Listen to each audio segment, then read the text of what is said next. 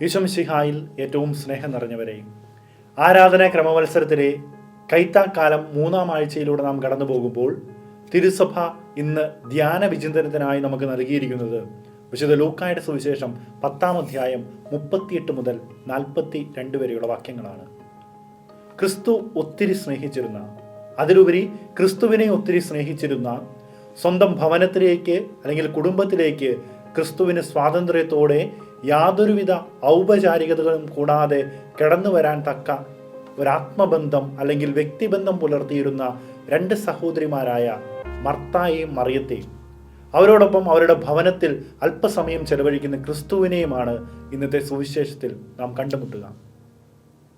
ഒരുപക്ഷെ ക്രിസ്തുവിനെ പരിചയപ്പെട്ടത് മുതൽ, ക്രിസ്തുവിനെ അടുത്ത് അനുഭവിച്ചറിഞ്ഞത് മുതൽ വിശുദ്ധരായി ജീവിച്ച 2 സഹോദരിമാരാണ് മർത്തായും മറിയവും. ഒരുപക്ഷെ ഇവരിരുവരും സഹോദരിമാരാണെങ്കിൽ പോലും ഇവരുടെ സ്വഭാവ സവിശേഷതകളും സ്വഭാവ രീതികളും വ്യത്യസ്തങ്ങളായിരുന്നു. ക്രിസ്തു ഇവരുടെ ഭവനത്തിലേക്ക് ഒരതിഥിയായി കടന്നു വന്നപ്പോൾ മർത്ത ക്രിസ്തുവിനെ ആഘോഷപൂർവ്വം ഹൃദ്യവുമായി സ്വന്തം ഭവനത്തിലേക്ക് സ്വീകരിച്ചു. അതിഥി ദേവോ ഭവ എന്ന ചൊല്ല് സാധൂകരിക്കും വിധം അതിഥിക്ക് ആവശ്യമായ എല്ലാ ഭൗതിക സാഹചര്യങ്ങളും ഒരുക്കുന്നതിൽ ബദ്ധശ്രദ്ധയായിക്കൊണ്ട് പലവിധ ജോലികളിൽ മുഴുകുന്ന ഒരു മർത്തായെയാണ് നാം കണ്ടുമുട്ടുക. നേരെ മറിച്ച് മറിയമാകട്ടെ തൻ്റെ ഭവനത്തിലേക്ക് കടന്നു വന്നിരിക്കുന്നത് ദൈവപുത്രനായ ക്രിസ്തുവാണെന്ന തിരിച്ചറിവോടുകൂടി അവൻ്റെ പാദാന്തികത്തിൽ സ്ഥാനം കണ്ടെത്തുകയാണ്. ദൈവപുത്രനായ കർത്താവ് ഈശോ മിശിഹായുടെ സാന്നിധ്യം തനിക്ക് ഒരു നിമിഷം പോലും നഷ്ടപ്പെടരുതെന്നുള്ള ഒരു ബോധ്യം മറിയത്തിനുണ്ടായിരുന്നു. അവൻ്റെ ഒരു നോട്ടം, അവൻ്റെ ഒരു സംസാരം, അവൻ്റെ ഒരു പുഞ്ചിരി, അവൻ്റെ വാക്കുകൾ, അതുമല്ലെങ്കിൽ അവൻ്റെ ഒരു സ്പർശനം പോലും തനിക്ക് ഒരു നിമിഷം പോലും നഷ്ടമാകരുത് എന്നുള്ളൊരു ചിന്തയോടുകൂടി തൻ്റെ മുൻപിൽ അണഞ്ഞിരിക്കുന്ന ദൈവത്തെ അനുഭവിച്ചറിയുവാൻ മർത്ത തീഷ്ണതയോടുകൂടി പരിശ്രമിക്കുന്നു. ഒരുപക്ഷെ മാനുഷികമായി നമ്മൾ ചിന്തിച്ചിട്ടുണ്ടെങ്കിൽ ഒരതിഥി തൻ്റെ ഭവനത്തിലേക്ക് കടന്നു വരുമ്പോൾ അതിഥിക്ക് ആവശ്യമായ എല്ലാ ഭൗതിക സാഹചര്യങ്ങളും ഒരുക്കി മർത്ത ആ അതിഥിയെ സ്വീകരിക്കുന്നു. ഇപ്രകാരം തൻ്റെ ശുശ്രൂഷയുടെ തിരക്കുകൾക്കിടയിൽ മറിയവും ഈശോയും സംസാരിച്ചിരുന്ന ആ മുറിയിലൂടെ അല്ലെങ്കിൽ ഇരിപ്പിടത്തിനിടയിലൂടെ പലതവണ മർത്ത കടന്നുപോയിരിക്കാം. അപ്പോഴൊക്കെ സ്വന്തം ഭവനത്തിൽ വന്നിരിക്കുന്ന അതിഥിയെക്കുറിച്ച് യാതൊരു ചിന്തയുമില്ലാതെ അവിടെ ഇരിക്കുന്ന മറിയത്തെ കണ്ടുകൊണ്ടാണ് അവൾ ക്രിസ്തുവിനോട് പരിഭവം പറയുക. ശുശ്രൂഷയ്ക്കായി എൻ്റെ സഹോദരി എന്നെ തനിയെ വിട്ടിരിക്കുന്നത് അങ്ങ് കാണുന്നില്ലേ എന്ന്.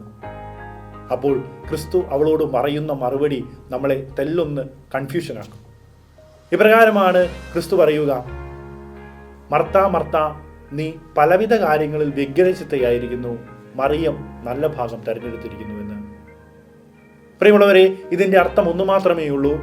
ദൈവം തന്നെയായ അല്ലെങ്കിൽ ദൈവപുത്രൻ തന്നെയായ കർത്താവ് ഈശോ മിശിഹ അവളുടെ ഭവനത്തിൽ സന്നിഹിതയായിരിക്കുമ്പോൾ ആ ദൈവത്തെ അടുത്തറിഞ്ഞ് അനുഭവിക്കാൻ ശ്രമിക്കാതെ നീ എന്തുകൊണ്ട് പലവിധ കാര്യങ്ങളിൽ വ്യഗ്രചിത്തയായിരിക്കുന്നു എന്നൊരു ചോദ്യമാണ് തമ്പുരാൻ അവളോട് ചോദിക്കുക.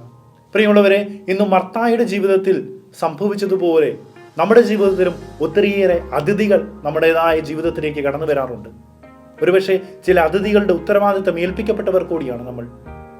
അത് നമ്മുടെ ഭാര്യയാകാം, നമ്മുടെ ഭർത്താവാകാം, നമ്മുടെ മക്കളാകാം, നമ്മുടെ മാതാപിതാക്കളാകാം, ബന്ധുമിത്രാദികളാകാം. അങ്ങനെ ഒരു വലിയ നീണ്ട നിരയ്ക്ക് വേണ്ടി ഓരോ ദിവസവും കഠിനാധ്വാനം ചെയ്യുന്ന ഒരു വണ്ടിക്കാളയെപ്പോലെ പണിയെടുക്കുന്നവരാണ് നമ്മളെല്ലാം. എന്നാൽ ഇതിനിടയിൽ ദൈവാശ്രയ ബോധമുണ്ടോ എന്ന് ചോദിച്ചിട്ടുണ്ടെങ്കിൽ ഒരിക്കലും ഇല്ല എന്ന് നമുക്ക് തറപ്പിച്ച് പറയാൻ സാധിക്കത്തില്ല. ജീവിതയാത്രയിൽ എല്ലാ ദിവസവും വിശുദ്ധ ബലി അർപ്പണം ഉണ്ടാകാം, നമ്മുടെ പ്രാർത്ഥനകളുണ്ടാകാം, സന്ധ്യാപ്രാർത്ഥനയുണ്ടാകാം, ജപമാലയുണ്ടാകാം, മറ്റു പ്രാർത്ഥനകളെല്ലാം യാന്ത്രികമായി തകൃതിയായി നമ്മുടെ ജീവിതത്തിൽ നടക്കുന്നുണ്ട്. എന്നാൽ മറിയത്തെ പോലെ ക്രിസ്തുവിനെ അടുത്തറിഞ്ഞ് അനുഭവിക്കാൻ സാധിക്കുന്നുണ്ടോ എന്നുള്ള ഒരു ചോദ്യം മാത്രമേ ബാക്കിയുള്ളൂ. മറിയം അടുത്തനുഭവിച്ച ഒരു ഹൃദയത്തിൻ്റെ ആനന്ദം നമുക്ക് അനുഭവിക്കാൻ സാധിക്കുന്നുണ്ടോ? ഒരുപക്ഷെ മാനുഷികമായി ചിന്തിച്ചിട്ടുണ്ടെങ്കിൽ നമ്മളും ഒത്തിരിയേറെ അഭിനന്ദനങ്ങൾ അർഹിക്കുന്നവരാണ്. മർത്തയെപ്പോലെ കഠിനാധ്വാനത്തിൻ്റെ അഭിനന്ദനങ്ങൾ, മക്കൾക്ക് വേണ്ടി അധ്വാനിക്കുന്ന ഒരപ്പൻ അല്ലെങ്കിൽ ഒരമ്മ, തൻ്റെ മാതാപിതാക്കൾക്ക് വേണ്ടി അധ്വാനിക്കുന്ന, തൻ്റെ പ്രിയപ്പെട്ടവർക്ക് വേണ്ടി അധ്വാനിക്കുന്ന ഒരു സഹോദരൻ അല്ലെങ്കിൽ സഹോദരി. പക്ഷേ ഇവിടെയെല്ലാം ദൈവം ചോദിക്കുന്ന ഒന്നേ ഉള്ളൂ: നിന്റെ നിക്ഷേപം എവിടെയോ അവിടെയായിരിക്കും നിന്റെ ഹൃദയം. അതുകൊണ്ടാണ് കർത്താവ് പറയുക, നിങ്ങൾ എന്നിൽ വസിക്കുന്നെങ്കിൽ ഞാൻ നിങ്ങളിലും വസിക്കുമെന്ന്. മറിയം ക്രിസ്തുവിൻ്റെ പാദാന്തികത്തിൽ സ്ഥാനം പിടിച്ചുവെന്ന് നമ്മൾ സുവിശേഷത്തിൽ വായിക്കുന്നുണ്ട്.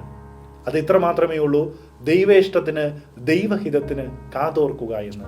എന്നാൽ ഒരുപക്ഷെ ജീവിതത്തിൻ്റെ രണ്ടറ്റവും കൂട്ടിമുട്ടിക്കേണ്ട അധ്വാനത്തിൻ്റെ വേളകളിൽ പലപ്പോഴും ഈ ദൈവാശ്രയത്തെ അല്ലെങ്കിൽ ദൈവത്തെ തൊട്ടറിഞ്ഞ് അനുഭവിക്കാൻ സാധിക്കാതെ വരുന്ന അവസരങ്ങൾ ഉണ്ടാകാം. പക്ഷേ പ്രിയമുള്ളവരെ, നമ്മൾ മനസ്സിലാക്കിയിരിക്കേണ്ട ഒരു സത്യമുണ്ട്. നമ്മുടെ അധ്വാനത്തിൻ്റെ വഴികളിലെല്ലാം സ്വർഗസ്ഥനായ പിതാവിൻ്റെ ഇഷ്ടമാണ് നിറവേറുന്നതെന്ന്. അതുകൊണ്ടാണ് അമേരിക്കൻ നാടുകളിൽ പ്രശസ്തനായ പാസ്റ്ററും എഴുത്തുകാരനുമായ മാർട്ടിൻ ബോബ് കോക്ക് തൻ്റെ ഗ്രന്ഥമായ തോട്ട് ഫോർ എവരിഡേ ലിവിങ് എന്ന ഗ്രന്ഥത്തിൽ ഒരു കവിത പറഞ്ഞു വെക്കുന്നുണ്ട്. ആ കവിതയുടെ സാരാംശം ഇത്രമാത്രമാണ്: തൻ്റെ മുൻപിലിരിക്കുന്ന ഒരു അപ്പക്കഷ്ണം അദ്ദേഹത്തിൻ്റെ ഭാവനയെ പിടിച്ചു നിർത്തുന്നു. അദ്ദേഹം ആ അപ്പക്കഷ്ണത്തോട് ചോദിക്കുന്നുണ്ട്, നിന്റെ ഉത്ഭവം എവിടെ നിന്നാണെന്ന്. അതിന് അദ്ദേഹം തന്നെ ഉത്തരം നൽകുന്നുണ്ട്, എൻ്റെ ഉത്ഭവം എന്ന് പറയുക, ഈ അപ്പക്കഷ്ണത്തിൻ്റെ ഉത്ഭവം എന്ന് പറയുക മില്ലിൽ നിന്ന് ലഭിച്ച പൊടിയിൽ നിന്നാണ്. അതിനുശേഷം അപ്പക്കഷ്ണത്തിൻ്റെ ഉത്ഭവത്തെക്കുറിച്ച് ചിന്തിച്ചു പോകുന്ന എഴുത്തുകാരൻ കണ്ടെത്തുന്ന കുറേ ഉത്തരങ്ങളുണ്ട്. സൂര്യനുണ്ട്, മഴയുണ്ട്, പലരുടെ അധ്വാനങ്ങളുണ്ട്, അതിനേക്കാളെല്ലാം ഉപരി സ്വർഗസ്ഥനായ പിതാവിൻ്റെ ഇഷ്ടമുണ്ട് എന്ന്. ഏറ്റവും അവസാനം അദ്ദേഹം ഇപ്രകാരം കുറിച്ചു വയ്ക്കും: മനുഷ്യൻ്റെ എല്ലാ അധ്വാനങ്ങളും വരേണ്ടതും വരുന്നതും സ്വർഗസ്ഥനായ പിതാവിൻ്റെ ഇഷ്ടത്തിൽ നിന്നാണെന്ന്. അതുകൊണ്ടാണ് ഒരുപക്ഷെ ഈശോ സഭാ സ്ഥാപകനായ വിശുദ്ധ ഇഗ്നേഷ്യസ് ഇപ്രകാരം പ്രാർത്ഥിക്കുന്നത്: ദൈവമേ, പിതാവായ അങ്ങയുടെ ഇഷ്ടം നിറവേറ്റിയ യേശുക്രിസ്തുവിനെ പോലെ അങ്ങയുടെ ഹിതം ഓരോ ദിവസവും നിറവേറ്റുവാൻ ആവശ്യമായ കൃപാവരം അങ്ങയുടെ പുത്രനായ യേശുക്രിസ്തു വഴി ഞങ്ങൾക്ക് നൽകണമേ എന്ന്. ജോർജ് മക്ഡൊണാൾഡ് തൻ്റെ ഗ്രന്ഥത്തിൽ ഇപ്രകാരം കുറിക്കുന്നുണ്ട്: ദൈവേഷ്ടം നിറവേറ്റുക എന്നതാണ് മനുഷ്യൻ്റെ പ്രഥമവും പ്രധാനവുമായ ഉത്തരവാദിത്വം. ബാക്കിയെല്ലാം ദൈവം നോക്കിക്കൊള്ളും. അതിൽ കുറഞ്ഞതൊന്നും ക്രിസ്തു ശിഷ്യന്റെ ആരാധനാ വിഷയത്തിന്റെ താഴെയാകരുതെന്ന്. വിശുദ്ധ അഗസ്തീനോസ് ഇപ്രകാരം പ്രാർത്ഥിക്കും: ദൈവമേ, എൻ്റെ ഇഷ്ടം അങ്ങയുടേതായിരുന്നാൽ എന്ന പോലെ പൂർത്തിയാക്കാൻ എന്നെ സഹായിക്കണമേ. അങ്ങയുടെ ഇഷ്ടം എൻ്റേതാകണം, രണ്ടും ഒന്നാണ്, അതൊന്നാകണമെന്ന്. ഒരിക്കൽ മദർ തെരേസയുടെ അടുത്ത് തൻ്റെ മദർ സുപ്പീരിയറിനെ കുറിച്ച് പരിഭവം പറയാൻ വന്ന ഒരു സന്യാസിനി ഇപ്രകാരം പറഞ്ഞു. അവൾ ആ സന്യാസിനി മഠത്തിൽ കുഷ്ഠരോഗികൾക്ക് വേണ്ടി ഒത്തിരിയേറെ ആത്മാർത്ഥതയോടെ അധ്വാനിക്കുന്ന ഒരുവളായിരുന്നു. മദറിനോട് തൻ്റെ പരിഭവം ഇപ്രകാരം പറഞ്ഞു: എന്തിനും ഏതിനും ആവശ്യമില്ലാതെ മദർ സുപ്പീരിയർ എന്നെ നിയന്ത്രിക്കുന്നു. കുഷ്ഠരോഗികളെ ശുശ്രൂഷിക്കുക എന്നുള്ള ദൈവനിയോഗം എനിക്ക് ആത്മാർത്ഥതയോടെ പൂർത്തിയാക്കുവാൻ സാധിക്കുമോ എന്ന് എനിക്കൊരു സംശയമുണ്ട്. മദർ ആ സന്യാസിനിയെ തൻ്റെ അടുക്കിലേക്ക് വിളിച്ചിരുത്തിയ ശേഷം അവളെ നോക്കി അവളുടെ കൈകളിൽ പിടിച്ചുകൊണ്ട് ഇപ്രകാരം പറഞ്ഞു: കുഷ്ഠരോഗികളെ നോക്കുക എന്നതല്ല നിന്റെ ദൈവനിയോഗം, കർത്താവായ യേശുക്രിസ്തുവിൻ്റെ സ്വന്തമായിരിക്കുക എന്നുള്ളതാണ്. ഇതുപോലെ നമ്മുടെ ജീവിതത്തിലും നാം ചെയ്യുന്ന എല്ലാ കാര്യങ്ങളും ദൈവഹിതമാണെന്ന് നമുക്ക് തെറ്റിദ്ധരിക്കാറുണ്ട്. മറിയത്തെ പോലെ ദൈവത്തിൻ്റെ സന്നിധിയിൽ അവൻ്റെ അടുത്തിരുന്ന് അവനെ അനുഭവിച്ചറിഞ്ഞ് ദൈവേഷ്ടം നിറവേറ്റുന്നവരായി തീരാൻ നമുക്ക് പ്രാർത്ഥിക്കാം.